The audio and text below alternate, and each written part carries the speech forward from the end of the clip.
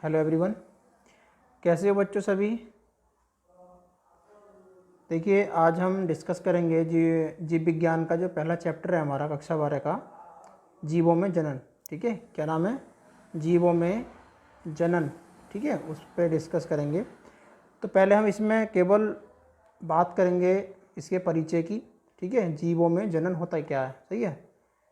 तो चलिए तो आज हम बात करेंगे जीवों में जनन।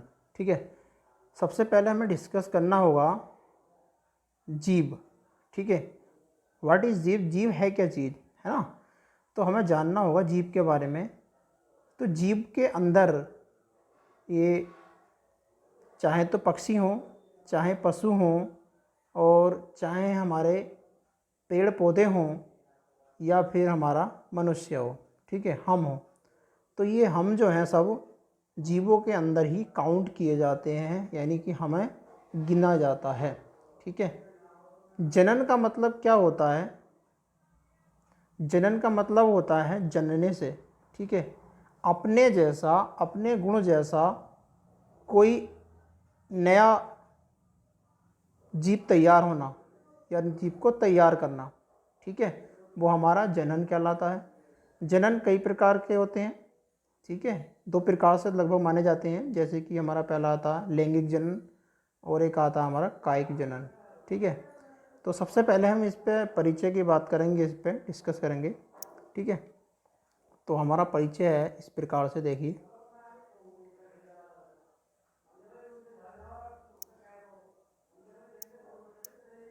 ठीक है, प्रत्येक जीव केवल एक निश्चित अवधि तक जीवित रह सकता है। ठीक है, ये निश्चित है, चाहे वो पशु हो, पक्षी हो, मनुष्य हो, वो एक निश्चित जीवन अवधि तक क्या रहता है? जीवित रह सकता है। ठीक है, और उसके पश्चात प्राकृतिक मृत्यु को प्राप्त हो जाता है, यानी कि उसकी मृत्यु होनी भी क्या है? निश्चित है। ओके,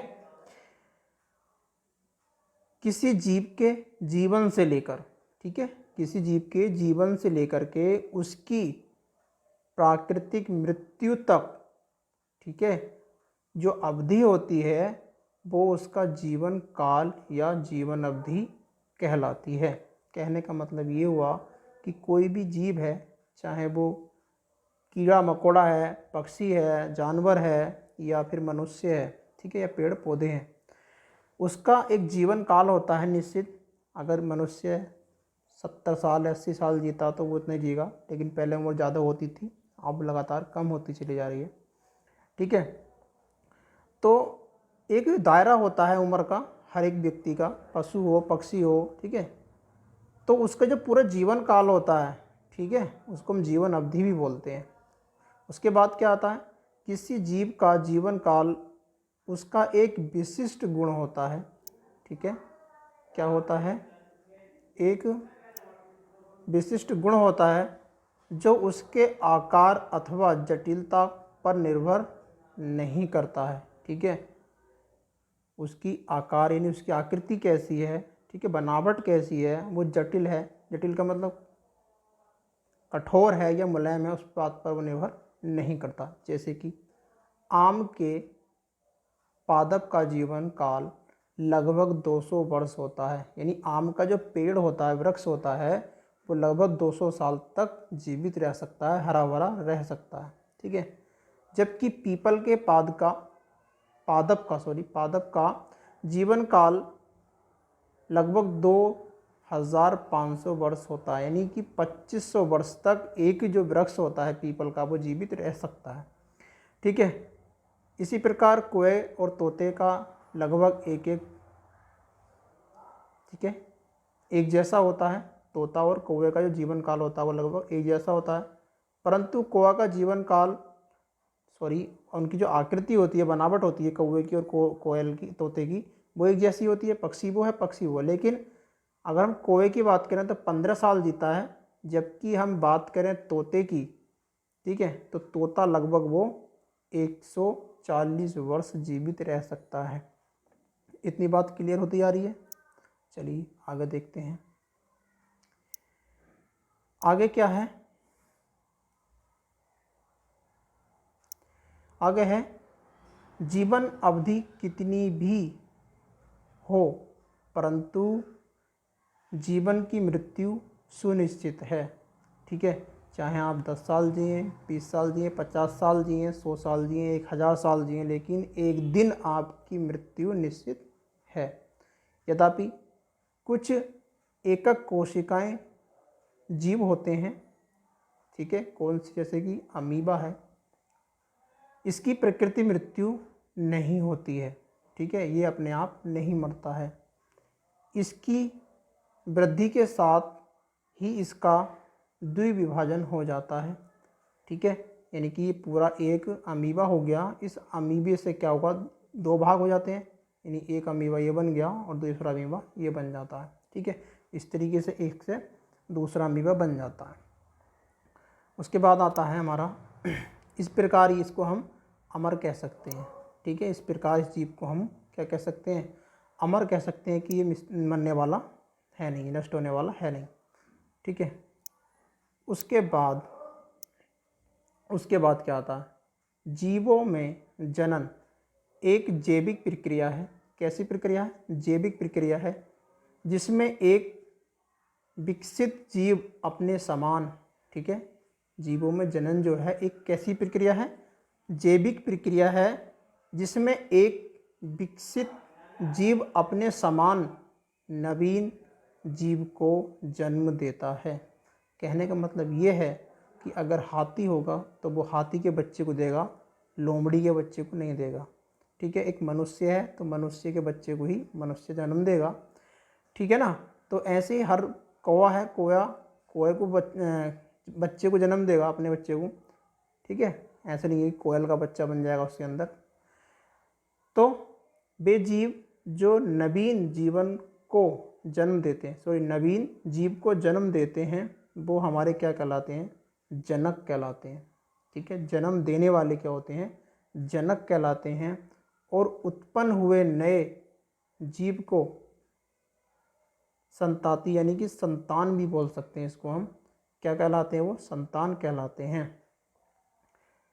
उसके बाद उत्पन्न संतातियाँ वृद्धि करके, यानी जो संतानों की जो वृद्धियाँ होती हैं, वृद्धि करके परंपरागत तरीके से, यानी कि जब वो ऐसा कह सकते हैं कि जब वो संतान बड़ी होती है तो क्या होती है, परिपक्व हो जाती है, यानी कि वो मजबूत यानी बड़े हो जाते हैं, तो वो भी क्या होते हैं, आगे चल के प्रजनन करने लायक हो जाते हैं, यानी कि वो भी प्रजनन करना स्टार्ट कर देते हैं। ठीक है ना, तो ये आगे कुछ जीव दे रखे हैं जिनका जीवन काल दे रखा है। जैसे कि हमारा हाथी है, कितने दिन तक जीता, लगभग 75 ईयर। ठीक है, उसके बाद हमारा क्या है, डॉगी है, कुत्ता है, लगभग ये 15 से 16 वर्ष जीता है, जीवित रह सकता है। और तितली है हमारी, ये एक हफ्ते से 2 हफ्ते के बीच। और ऊपर क्या था हमारा, गुलाब। ठीक है, गुलाब हमारा लगभग 10 वर्ष तक जीवित रह सकता है, अर्थात गुलाब का जो क्या होता है, पौधा होता है। ठीक है, उसके बाद हमारा कोए की बात करें तो कौवा लगभग हमारा 15 वर्ष तक जीवित रह सकता है। और केले का वृक्ष जो होगा वो लगभग 25 वर्ष तक जीवित रह सकता है। ठीक है, चलिए आगे देख। उसके बाद दे रखा बच्चे इसमें, जैसे कि गाय है हमारी, गाय लगभग 25 वर्ष तक जीवित रह सकती है। और तोता है हमारा 140 वर्ष तक जीवित रह सकता है। ठीक है, मगरमच्छ है, ये लगभग कितने वर्ष तक जीवित रह सकता है, 60 वर्ष तक। घोड़ा लगभग 50 वर्ष तक जीवित रह सकता है, यानी कि अनुमान है इनका, औसत आयु है हमारी। और मधुमक्खी जो होती है लगभग 30 दिन, यानी जो हमारे घरों में मधुमक्खियाँ होती हैं वो लगभग 30 दिन तक जीवित रह सकती हैं। उसके बाद अगर हम बात करें धान के पौधे की तो 4 महीने तक जीवित रहता है, यानी कि 4 महीने के बाद वो सूख जाता है या ख़त्म हो जाता है धीरे धीरे। ठीक है, उसके बाद अगर हम बात करें कछुआ, ठीक है, कछुए की बात करें तो लगभग ये 100 से 150 साल तक जीवित रह सकता है।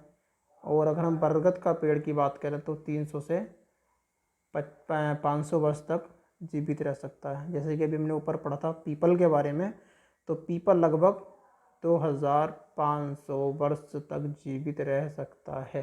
ठीक है, लेकिन होता क्या है, अगर मान लिया जाए एक वृक्ष है हमारा और वो ख़त्म हो जाए तो क्या होगा, नए वृक्ष नहीं बनने वाले, है ना। तो क्या होते हैं, ये भी क्या होते हैं, अपना प्रजनन स्टार्ट कर देते हैं, यानी करते रहते हैं। तो बच्चों आज के लिए इतना ही। ठीक है, फिर मिलेंगे नई वीडियो में। और मैं समझता हूँ आप लोगों के वीडियो समझ में आ गया होगा, थोड़ा क्या कह सकते हैं, प्रॉब्लम है, ठीक है, सिस्टम की, लेकिन मैं कोशिश करूँगा आप लोगों को अच्छी तरीके से अच्छा कंटेंट के साथ में आपको समझा पाऊँ। और मैं यही कहूँगा कि अगर आप लोगों ने ये वीडियो देखा है और समझ में आया है आपके, तो आप अपने दोस्तों को, अपने फ्रेंड्स को ये वीडियो को शेयर ज़रूर करें, ताकि आपके दोस्त भी इसको देख सकें और समझ सकें। ठीक है, अभी हम थोड़ा बेसिक तरीके से सीख रहे हैं, उसके बाद हम इसमें जो क्वेश्चंस हमारे बोर्ड के एग्ज़ाम में पूछे जाते हैं, ठीक है, तो हम उस पर चर्चा करेंगे। तो फिलहाल में ये हमारा परिचय था आज का। ठीक है, फिर मिलेंगे नए वीडियो के साथ, तब तक के लिए गुड बाय। ओके।